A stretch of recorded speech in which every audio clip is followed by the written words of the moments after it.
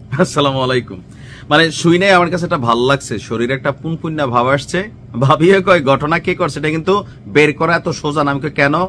কয় ডাইনে বামে উত্তরে দক্ষিণে উপরে নিচে খালি শত্রু আর শত্রু, এত পরিমাণ শত্রু জোড়াইছে। কে যে কখন কোন উদ্দেশ্যে কিলটা দিতে আছে বা মেশিনটা ছাড়ছে এটা কিন্তু বোঝা কষ্টকর। তবে আলোচনায় ভেনেজুয়েলার নাগরিকদের নামটা একটু সামনে আসছে।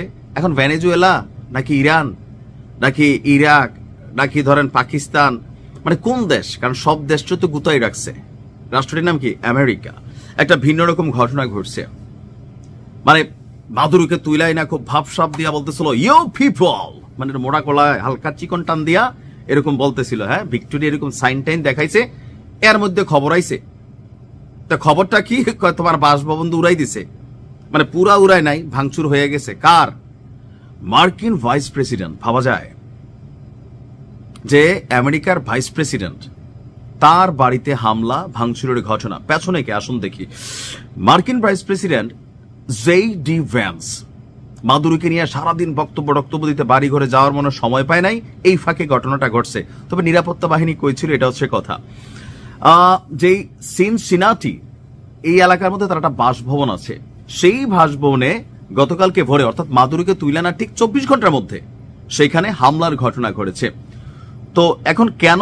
নানান ধরনের পারসেপশন আছে। আমেরিকাতে ফুটটাকুর আছে, আমরা যারা মানে বাংলাদেশ থেকে যাদেরকে ফুটটাকুর বলি তাদেরও বাড়ি ঘর আছে, কিন্তু আমেরিকাতে বা উন্নত বিশ্বে হোমলেস একটা গোষ্ঠী আছে, বাড়ি ঘর নাই, এরাও ভিক্ষা করে। আপনি $5 $10 দিচ্ছেন, দুই একটা খাইয়া বাবা ডাবা খাইয়া রাস্তার মধ্যে দেখবেন শুয়া থাকে, কম্বল গায়ে দেওয়া থাকে। আবার এই যে আন্ডারপাস বা বিভিন্ন জায়গা আছে, চুরি ছিনতাই ডাকাতি অনেক অপরাধ কর্মে এরা জড়িত।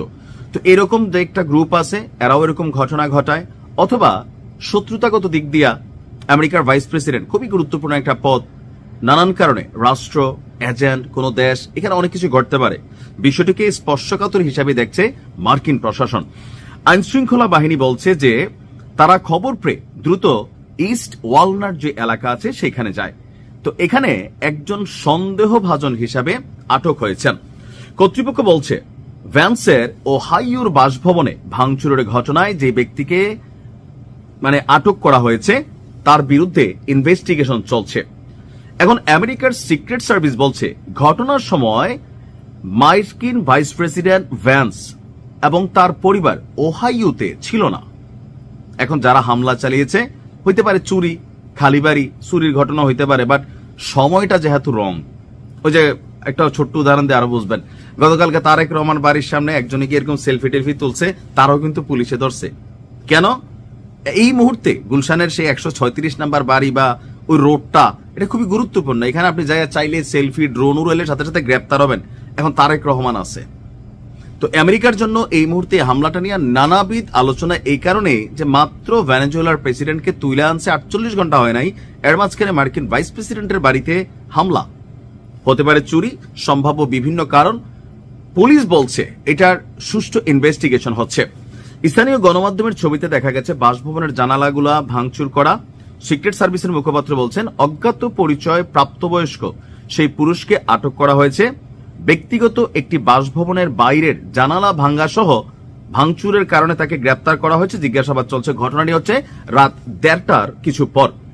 মুখপাত্র অ্যান্থনি বলছেন চার্জ দেওয়ার বিষয়ে সিদ্ধান্ত পর্যালোচনার সময় US secret service, Cincinnati police বিভাগ এবং ইউএস অ্যাটর্নির কার্যালয়ের সঙ্গে সমন্বয় করছে যে আসলে কি করা হবে।